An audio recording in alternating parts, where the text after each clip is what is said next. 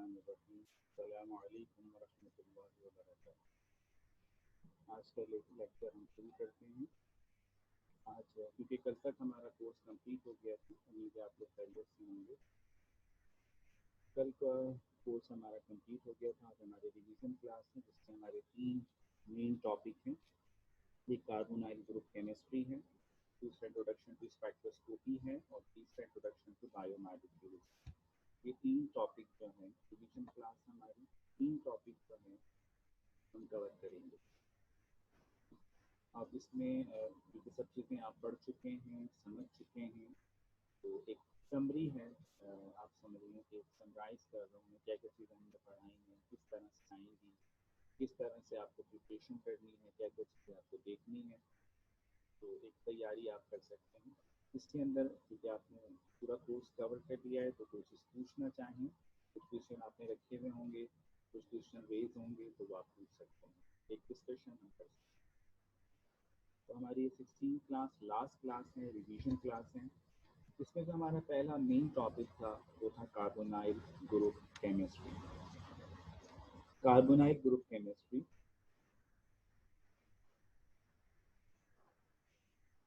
के अंदर हमने जो चीज़ें की थी, एक तो एल्डिहाइड और कीटोन, इन दोनों की IUPAC नेमिंग और इनकी प्रिपरेशन और केमिकल रिएक्शन, ये दोनों की 3 चीज़ें, IUPAC नेमिंग, प्रिपरेशन और केमिकल रिएक्शन। उसके बाद हमने कार्बोक्सिलिक एसिड किया था, उसकी IUPAC नेमिंग और उसकी प्रिपरेशन और केमिकल रिएक्शन। इसमें कार्बोक्सिलिक एसिड के डेरिवेटिव्स भी शामिल थे। ये कार्बोनाइल ग्रुप केमिस्ट्री का खुलासा था। इसकी आप आउटलाइन भी देख सकते हैं,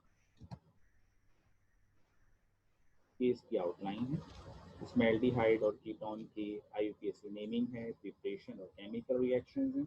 उसके बाद IUPAC नेमिंग कार्बोक्सिलिक एसिड और उसके डेरिवेटिव्स की है, प्रिपरेशन है और केमिकल रिएक्शन। ये इसकी कोर्स आउटलाइन है।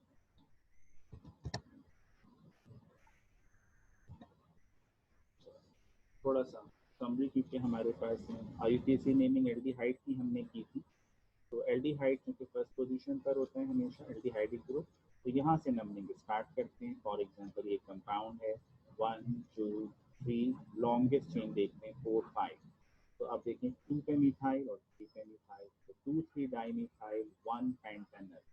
1 मैंने कहा था चाहे लिखें चाहे ना लिखें क्योंकि 1 पोजीशन अंडरस्टूड है एल्डिहाइडिक ग्रुप। तो यहाँ पे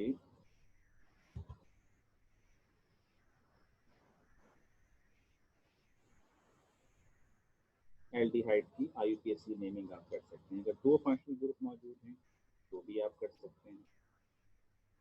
ये आपके पास 2 फंक्शनल ग्रुप हैं, डबल बॉन्ड भी है और एल्डिहाइड है। यहाँ पे आप क्या करेंगे, पहले आपने इस चेन का कई तरीके हैं नाम लिखने के। चेन का नाम लिख दिया hex, hex mean 6 carbon atom. फिर आपने डबल बॉन्ड की पोजीशन बताई 4 इन, फिर सिंगल एल्डिहाइड की पोजीशन बताई 1 अल, हेक्स 4 इन 1 अल। ये भी लिख सकते हो 4 हेक्सीन 1 अल, ये भी लिख सकते हो। इसी तरह यहाँ 3 फिनाइल, 3 पे फिनाइल है और 1 प्रोपानल। ये IUPAC नेमिंग आपने की है, उसकी जितनी प्रैक्टिस करेंगे उतना आपको समझ में आएगी। इसी तरह कीटोन का कार्बोनाइल ग्रुप चूंकि सेंटर में आता है, फर्स्ट पोजीशन पे नहीं आता।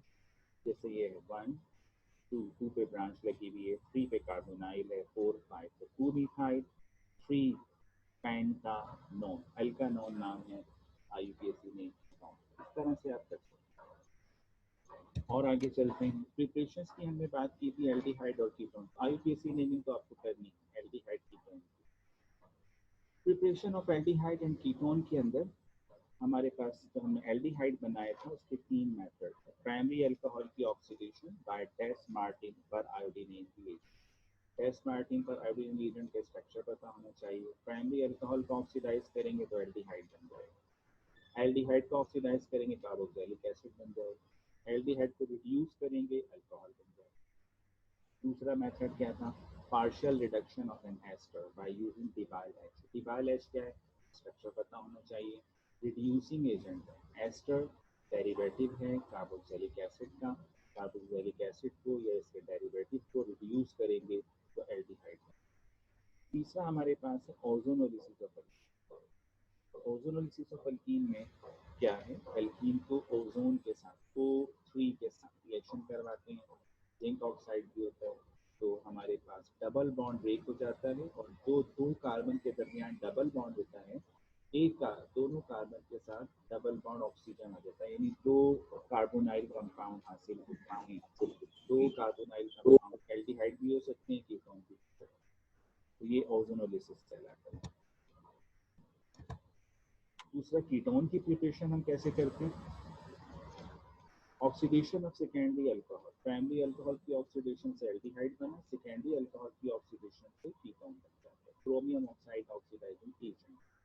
ओजोनोलिसिस ऑफ अल्कीन, मैंने बताया ओजोनोलिसिस ऑफ अल्कीन से एल्डिहाइड भी मिलता है, कीटोन भी, डिपेंड करता है अल्कीन की नेचर क्या है।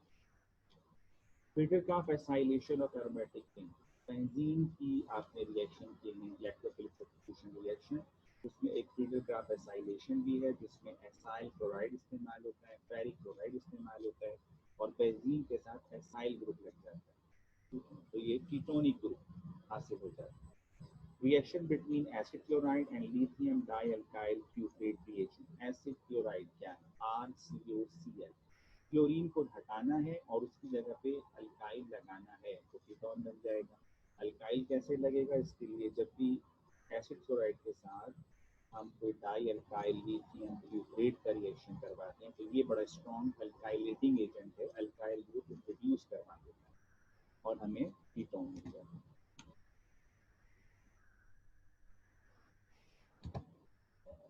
Chemical reactions of aldehydes and ketones. Oxidation of aldehyde and ketone, जब हम ऑक्सीडेशन एल्डिहाइड की करते हैं तो कार्बोक्सिलिक एसिड मिलता है, कीटोन की ऑक्सीडेशन आसान नहीं है।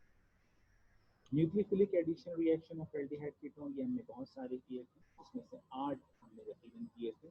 न्यूक्लियोफिलिक, क्योंकि ये जो कार्बोनाइल ग्रुप है, हमने कहा था जो कार्बोनाइल ग्रुप है ये न्यूक्लियोफिलिक एडिशन देता है, इसका जो कार्बन है वो इलेक्ट्रोफिलिक होता है, न्यूक्लियोफाइल इस पर अटैक करता है और डबल बॉन्ड सिंगल बॉन्ड में कन्वर्ट हो जाता है। बहुत सारे न्यूक्लियोफिलिक एडिशन हमने की थी, वो भी हम देखते हैं। तीसरा है कैनिज़ारो रिएक्शन। कैनिज़ारो रिएक्शन के लिए यह है कि कार्बोनाइल कंपाउंड में अल्फा हाइड्रोजन ना हो, जैसे फॉर्मल्डिहाइड में अल्फा हाइड्रोजन नहीं है, बेंजल्डिहाइड में अल्फा हाइड्रोजन नहीं है, तो कीटोन्स होते हैं उसमें अल्फा हाइड्रोजन नहीं, कीटोन में भी हो सकता है, डाइफिनाइल कीटोन में अल्फा हाइड्रोजन नहीं, जब अल्फा हाइड्रोजन नहीं होगा तो रिएक्शन होता है और बेस की मौजूदगी में होता है, इसमें एक कार्बोनाइल कंपाउंड। अच्छा, इसमें एल्डिहाइड का ये रिएक्शन है, तो जब एल्डिहाइड में का रिएक्शन होता है, एल्डिहाइड होना चाहिए और उसमें अल्फा हाइड्रोजन नहीं होना चाहिए, तो फॉर्मल्डिहाइड और बेंजल्डिहाइड ये रिएक्शन करते हैं, एक एल्डिहाइड ऑक्सीडाइज होकर कार्बोक्सिलिक एसिड बनाता है, एक एल्डिहाइड रिड्यूस होकर अल्कोहल बनाता है, ऑक्सीडेशन भी हो रही है, रिडक्शन भी, जिसको कैनिज़ारो रिएक्शन कहते हैं। दूसरा हमारे पास है एल्डोल रिएक्शन। एल्डोल रिएक्शन में क्या होता है कि दोनों एल्डिहाइड या दोनों कीटोन रिएक्शन करते हैं, दो एल्डिहाइड होते हैं या दो कीटोन होते हैं, दोनों रिएक्शन करते हैं और एक एल्डोल प्रोडक्ट बनता है। ये एल्डोल एडिशन भी होती है, उसमें वाटर मॉलिक्यूल निकल जाए तो उसको एल्डोल कंडेंसेशन। तो ये सारे, इसमें थोड़ा सा देखो, nucleophilic addition of aldehyde and ketone, ये जो हमने किया था इसमें हमने 8 न्यूक्लियोफिलिक एडिशन की थी। हाइड्रेशन यानी वाटर मॉलिक्यूल का ऐड होना, न्यूट्रल एसिडिक और बेसिक कंडीशन, किसी भी कंडीशन में हो सकता है एज अ कैटलिस्ट। उसके बाद हाइड्रोजन साइनाइड का ऐड होना जिसमें साइनोहाइड्रिन फॉर्मेशन होती है, फिर हाइड्राइड का ऐड होना जिसको रिडक्शन कहते हैं, कोई रिड्यूसिंग एजेंट, सोडियम बोरोन टेट्राहाइड्राइड या लिथियम एल्युमिनियम टेट्राहाइड्राइड ये रिएक्शन करते हैं और ये एल्डिहाइड रिड्यूस हो जाता है, अल्कोहल फॉर्मेशन हो जाता है। दूसरा, ग्रिग्नार्ड रिएजेंट के साथ एडिशन होती है जिससे अल्कोहल फॉर्मेशन हो जाती है। उसके बाद है अमाइन के साथ रिएक्शन होता है, प्राइमरी अमाइन और सेकेंडरी अमाइन। अगर प्राइमरी अमाइन के साथ रिएक्शन हो रहा है तो इमीन फॉर्मेशन, सेकेंडरी अमाइन के साथ रिएक्शन होता है तो एन अमाइन फॉर्मेशन। इसी तरह हाइड्रोजीन के साथ NH2 single bond NH2, hydrazine के साथ रिएक्शन होता है और अल्कीन बन जाता है, ये जो कार्बोनाइल है C डबल बॉन्ड हो ये CH2 में कन्वर्ट हो जाता है, Wolff Kishner reaction. Nucleophilic addition of alcohol, alcohol add होता है तो एसिटल फॉर्मेशन ही हमने काफ़ी डिटेल में किया था। हेमी, अगर एक अल्कोहल मालिक्यूल ऐड हो रहा है तो हेमी एसिटल है, दो हो रहे तो एसिटल। तो न्यूक्लियोफिलिक एडिशन ऑफ फास्फोरस गिलिट ट्राइफिनाइल फॉस्फीन की मौजूदगी में रिएक्शन होता है और अल्काइल हैलाइड भी मौजूद होते हैं एल्डिहाइड के साथ या कीटोन के साथ और विटिक रिएक्शन कहलाता है। इसमें गिलिट बनती है, यानी फास्फोरस और कार्बन के दरमियान एक बॉन्ड आ जाता है, कार्बन नेगेटिव होता है, फास्फोरस पॉजिटिव होता है।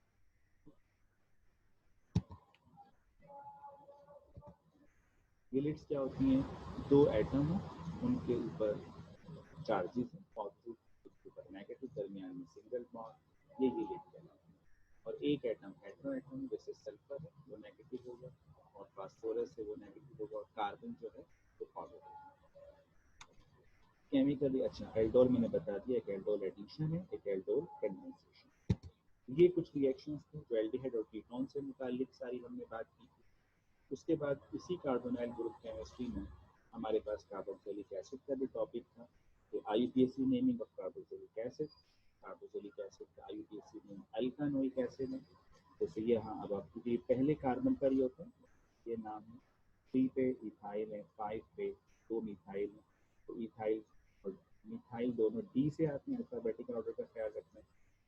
5 डाई मिथाइल, 3 इथाइल, 8 कार्बन है, ऑक्टानोइक एसिड। तो आईयूपीएसी नेमिंग की आपने प्रैक्टिस करनी है, कार्बोक्सिलिक एसिड की भी और उसके derivative.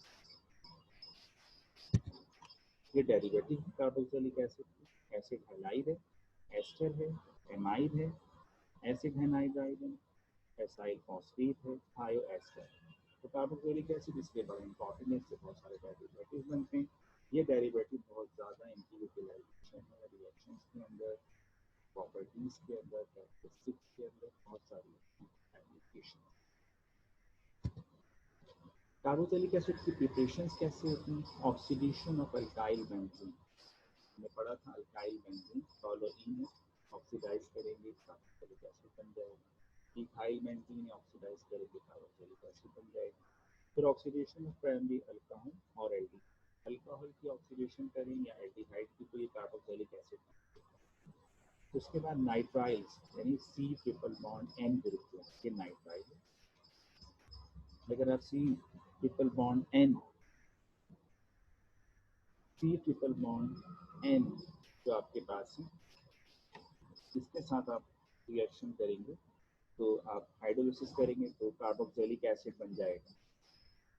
Carboxylation of Grignard reagent, carboxylation of Grignard reagent यानी ग्रिग्नार्ड रिएजेंट का कार्बन डाइऑक्साइड के साथ जब आप रिएक्शन करवाएंगे तो कार्बोक्सिलिक एसिड बन जाएगा।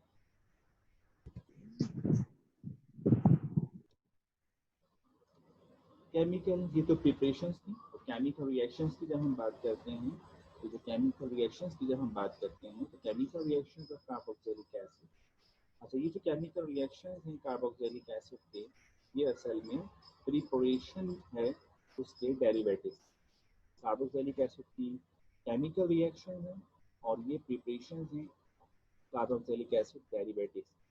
Chemical reactions conversion into acid, acid chloride एक डेरिवेटिव है, हम कन्वर्ट एसिड क्लोराइड में कन्वर्ट कर सकते हैं, एसिड एनहाइड्राइड में कन्वर्ट कर सकते हैं, एस्टर्स में कन्वर्ट कर सकते हैं, एमाइड में कन्वर्ट कर सकते हैं, अल्कोहल में कन्वर्ट कर सकते हैं। कार्बोक्सिलिक एसिड को एसिड क्लोराइड में कैसे कन्वर्ट करेंगे?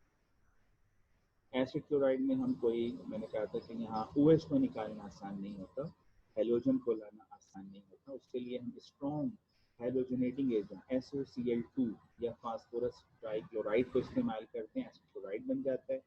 एसीटेट, सोडियम एसीटेट को इस्तेमाल करते हैं, एसिड एनाइड्राइड बन जाता है। और अल्कोहल के साथ रिएक्शन करते हैं, एस्टर बन जाता है, एसिडिफिकेशन हो जाती है। अमोनिया या अमाइंस को इस्तेमाल करते हैं तो एमाइड बन जाते हैं। और जब हम इसकी रिडक्शन करवाते हैं तो अल्कोहल बन जाता है। ये सारी चीज़ इसकी भी हमें प्रैक्टिस करनी पड़ेगी।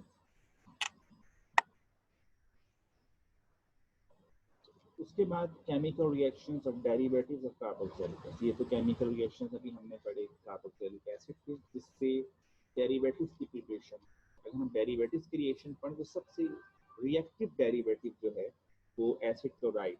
इस एसिड क्लोराइड से आप बाकी डेरिवेटिव भी बना सकते हैं और चीज़ें भी बना सकते हैं। द मोस्ट रिएक्टिव डेरिवेटिव, तो इसी के रिएक्शन हम मजीद पढ़ेंगे। इस डेरिवेटिव को एसिड क्लोराइड क्योंकि सबसे रिएक्टिव है तो हम पहले कार्बोक्सिलिक एसिड को एसिड क्लोराइड में कन्वर्ट करते हैं, फिर बाकी चीज़ों में कन्वर्ट करते हैं। इससे आप कार्बोक्सिलिक एसिड भी कर सकते हैं। अगर इसकी हाइड्रोलिसिस कर लें तो कार्बोक्सिलिक एसिड, सोडियम एसिटेट से रिएक्शन एनहाइड्राइड, अल्कोहल से रिएक्शन एस्टर, एमाइन से रिएक्शन एमाइड। अगर आप इसको रिड्यूस कर देंगे तो अल्कोहल, और अगर आप इसका रिएक्शन करवाएंगे डाई अल्काइल लिथियम ब्यूटेट से तो कीटोन आ जाएगा। अब चूंकि ये कार्बोक्सिलिक एसिड के मुकाबले में ज़्यादा रिएक्टिव है, इसलिए कार्बोक्सिलिक एसिड को हम और डेरिवेटिव में डायरेक्ट कन्वर्ट नहीं करते, पहले एसिड क्लोराइड में कन्वर्ट करते हैं, उसके बाद फिर इससे फर्दर डेरिवेटिव में जाते हैं। तो ये चीज़ें भी हमें देखनी है। ये हमारा टॉपिक था कार्बोनाइल ग्रुप केमिस्ट्री। दूसरा हमारा टॉपिक है इंट्रोडक्शन टू स्पेक्ट्रोस्कोपी। इसमें हमने 4 स्पेक्ट्रोस्कोपी की थी। एक ये हमारा कोर्स आउटलाइन है, मास, आईआर, एनएमआर और यूवी विजिबल स्पेक्ट्रोस्कोपी। 3 कंपाउंड के स्पेक्ट्रा देखे थे, ethanol, ethanol and phenol. Mass spectrometry क्या था? मास स्पेक्ट्रोमेट्री में ये था कि हमारा जो सैंपल है उसको हम आयोनाइज करते हैं, पॉजिटिव आयन में कन्वर्ट करते हैं, और ये पॉजिटिव आयन फिर हमारा क्योंकि मजीद फ्रेगमेंट्स भी हो जाते हैं और आयनाइज होने के बाद ये एनालाइजर की तरफ जाता है, डिटेक्ट होता है और एक स्पेक्ट्रा आ जाता है। इसके ज़रिए से हम मॉलिक्यूलर मास मालूम करते हैं, मॉलिक्यूलर फार्मूला मालूम करते हैं। ये इसका एक स्कीमेटिक डायग्राम है। ये आपने सैंपल इंट्रोड्यूस करवाया, आयनाइज किया, एक्सप्लोरेट किया टूवर्ड्स एनालाइजर, डिटेक्टर ने डिटेक्ट किया, एम्पलीफायर ने आउटपुट को इन्हेंस किया, रिकॉर्डर ने रिकॉर्ड कर लिया, आपके पास स्पेक्ट्रा आ गया। जो मॉलिक्यूल आयनाइज हुआ है उसकी जो पीक आती है वो मॉलिक्यूलर आयन पीक आती है, जिसकी मदद से आप मॉलिक्यूलर मास मालूम करते हैं, मॉलिक्यूलर फार्मूला मालूम करते हैं। आईआर स्पेक्ट्रोस्कोपी क्या है? हमें मालूम है कि जो रेडिएशन होता है वो मुख्तलिफ वेवलेंथ का होता है, मुख्तलिफ फ्रिक्वेंसी का होता है, मुख्तलिफ एनर्जी का होता है। जो आईआर रीजन है उसका इंट्रैक्शन वाइब्रेशनल मोशन के साथ होता है। वाइब्रेशन मोशन कोवेलेंट बॉन्ड के अंदर होती है और कोवेलेंट बॉन्ड वाइब्रेट करते हैं। अब क्या होता है कि जब हम इंफ्रारेड रेडिएशन प्रोवाइड करते हैं तो कोवेलेंट बॉन्ड डिफरेंट टाइप्स के, वो डिफरेंट टाइप्स की इंफ्रारेड रेडिएशन को एब्जॉर्ब कर लेते हैं, वाइब्रेशन बढ़ जाती है, और जब वो एनर्जी को, रेडिएशन को ट्रांसमिट करते हैं तो वो हम उसको नोट करते हैं और पता चलता है हमें कि कौन कौन से कोवेलेंट बॉन्ड मौजूद है, जिससे कंपाउंड में मौजूद फंक्शनल ग्रुप का मालूम चलता है। इसकी एप्लीकेशन भी यही है, जो फंक्शनल ग्रुप बताता है, प्योरिटी ऑफ कंपाउंड बताता है, एज अ फिंगरप्रिंट के तौर पे काम। ये इलेक्ट्रोमैग्नेटिक रेडिएशन है, जिनकी फ्रीक्वेंसी भी मुख्तलिफ है और वेवलेंथ और एनर्जी मुख्तलिफ है। ये पर रेडिएशन की बात आ गई। ये एक चार्ट है, मैंने कहा तो इसको मेमोराइज करें। तो ये मुख्तलिफ, ये एक इसका स्केल है 650 से लेकर 4000 तक। स्ट्रेचिंग वाइब्रेशन फ्रीक्वेंसी, 2 तरह की फ्रीक्वेंसी होती है, 2 तरह की वाइब्रेशन ज़्यादा फेमस है, स्ट्रेचिंग और बैंडिंग। इसमें स्ट्रेचिंग ज़्यादा जो है वो इम्पॉर्टेंट होती है। तो ये मुख्तलिफ बॉन्ड मुख्तलिफ रीजन्स में मुख्तलिफ फ्रीक्वेंसी में आते हैं। अगर इस रीजन में कोई बॉन्ड पीक नज़र आ रही है तो हम समझ जाएंगे कि जनाब ये कार्बोनाइल हो सकते हैं। यहाँ कोई पीक नज़र आ रही है, हम कहेंगे ये ट्रिपल बॉन्ड हो सकते हैं। तो मुख्तलिफ कोवलेंट बॉन्ड मुख्तलिफ वैल्यूज़ रखते हैं, मुख्तलिफ रीजन्स के अंदर आते हैं। ये हमने बताया था। स्कीमेटिक डायग्राम मुख्तसर डिस्कस की थी कि इंफ्रारेड रेडिएशन सोर्स हम प्रोवाइड करते हैं। इसमें से कुछ इंटेंसिटी रेफरेंस सेल से गुजरती है, कुछ इंटेंसिटी सैंपल सेल से। डिफ्रैक्शन ग्रेटिंग नोट करता है कि कौन कौन सी वेवलेंथ आ रही है, एब्जॉर्ब होते हैं, डिटेक्टर तक पहुंचाता है, एम्पलीफायर उसको एनहांस करता है, रिकॉर्डर रिकॉर्ड कर लेता है। NMR, nuclear magnetic resonance spectroscopy क्या है? न्यूक्लियर मैग्नेटिक रेजोनेंस स्पेक्ट्रोस्कोपी में न्यूक्लियर चूंकि स्पिन करते रहते हैं, जब आप रेडियो फ्रीक्वेंसी उनको देते हैं जिसकी वेवलेंथ 1 मीटर से लेकर 5 मीटर तक होती है, बहुत ज़्यादा वेवलेंथ है। जब ये आप देते हैं तो न्यूक्लियर रेजोनेंस शुरू करते हैं और न्यूक्लियस के रेजोनेंस को आप रिकॉर्ड करते हैं। तो न्यूक्लियस को हम मैग्नेटिक फील्ड अप्लाई करते हैं सैंपल के तरफ में। तो अब ये स्किन करते हैं और फिर रेडियो फ्रीक्वेंसी देते हैं, रेजोनेंस करता है, उसको हम रिकॉर्ड करते हैं। इससे हमें पता चलता है कि हमारे पास कितने टाइप्स के हाइड्रोजन है, उनकी क्या एनवायरनमेंट है, कितने टाइप्स के कार्बन है, उसकी क्या एनवायरनमेंट है। अपने तो ऑर्गेनिक कंपाउंड में तो होते ही हाइड्रोजन कार्बन है, तो कंप्लीट स्ट्रक्चर हमें पता चल जाता है किसी भी ऑर्गेनिक कंपाउंड को। मैक्सिमम इंफॉर्मेशन हमें एनएमआर स्पेक्ट्रोस्कोपी से पता चलती है स्ट्रक्चर के बारे में। ठीक है, ये हमारे पास रेडियो फ्रीक्वेंसी जो हमने दी, ये आपका सैंपल है, ये रहा, और ये मैग्नेटिक फील्ड अपने के दरमियान में रखा हुआ है, के दरमियान में। उससे क्या होता है कि ये डिटेक्टर है जो रिसीव हो रही है डिटेक्टर पे रेडियो फ्रीक्वेंसी जो रेजोनेंस आ रही है और फिर को रिकॉर्ड हो रही है। यूवी विजिबल स्पेक्ट्रोस्कोपी हमें किसी भी बॉन्ड की मल्टीप्लिसिटी, डबल बॉन्ड है, ट्रिपल बॉन्ड है, उसमें कोई कॉन्जुगेशन है, इसको बताता है। और इसमें हम क्या करते हैं, यूवी विजिबल रीजन जो रेडिएशन है वो प्रोवाइड करते हैं। जो इलेक्ट्रॉन्स हैं तो एक ऑर्बिटल से दूसरे ऑर्बिटल में जंप कर जाते हैं, उनको एनर्जी मिलती है, हाई एनर्जी ऑर्बिटल में चले जाते हैं। तो इसको हम एब्जॉर्प्शन जो होती है, फिर ये ट्रांसमिटेंस होती है, इसको रिकॉर्ड करते हैं।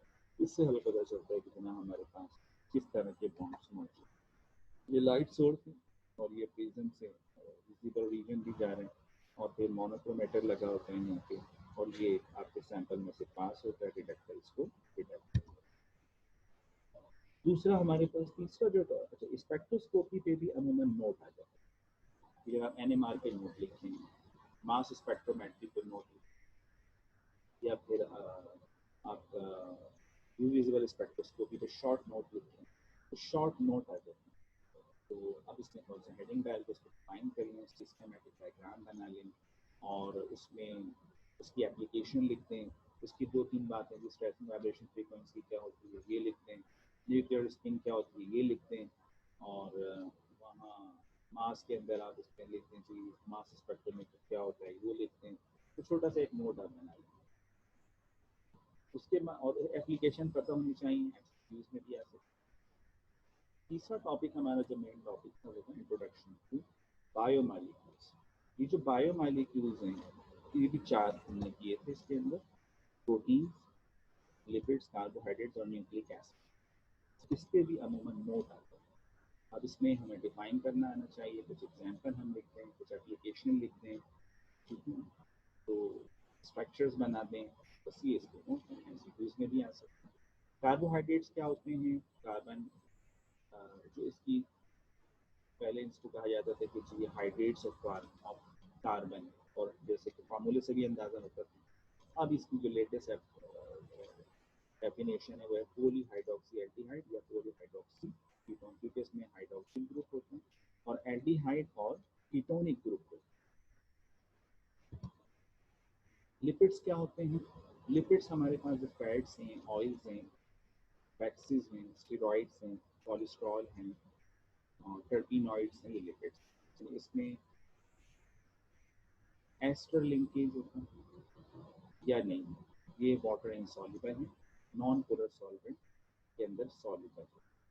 फैट्स, ऑयल, वैक्सीज जो हैं इनमें एस्टर लिंकेज होता है, जब हाइड्रोलाइज करते हैं तो एस्टर लिंकेज खत्म हो जाता है, अल्कोहल और एसिड हासिल होता है।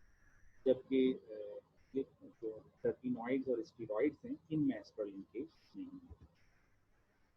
प्रोटीन्स क्या हैं, प्रोटीन्स मैंने बताया था, अमाइनो एसिड के मिलने से बनते हैं। अमाइनो एसिड कंबाइन होते जाते हैं पेप्टाइड लिंकेज के ज़रिए से और पॉलीमर बनता है, जिसको प्रोटीन्स कहते हैं।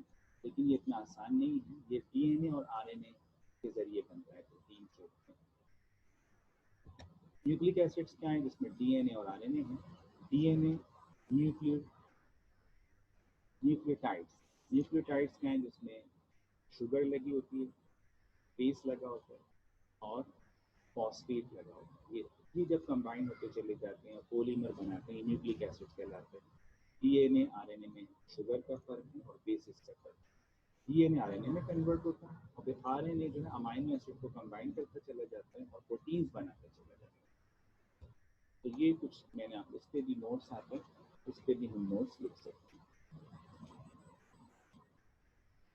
जी। अब आपको कोई सवाल करना है तो सवाल कर सकते हैं।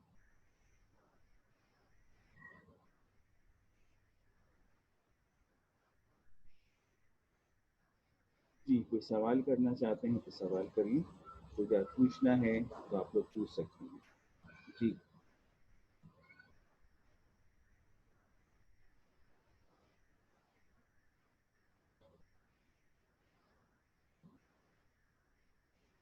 जी जनाब, कोई सवाल करना है आप लोगों ने?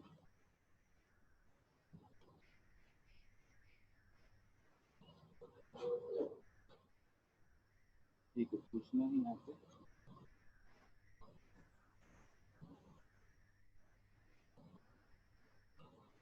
सर आप बहुत स्लो बोल रहे थे, हमें कुछ समझ ही नहीं आया, आपकी आवाज नहीं आ रही थी। अच्छा, मेरे ख्याल में कुछ एनवायरनमेंट का मसला है, तो नेट का प्रॉब्लम होगा इसलिए आवाज़ नहीं आ रही है। क्या कर सकते हैं, ऑनलाइन क्लास अभी भी नहीं आ रही है, अभी बहुत स्लो है। अभी भी स्लो आ रही है? अभी भी स्लो यस है? सर। अच्छा चलो, थोड़ा बहुत मैं अभी लेक्चर भी आपको भिजवाता हूँ, रिकॉर्डिंग भी भिजवा दूँ। कोई सवाल पूछना है तो पूछिए। मैंने एक रिवीजन थोड़ा सा इसमें कर दिया है कि क्या क्या चीज़ें हैं, किस तरह से करनी है जी।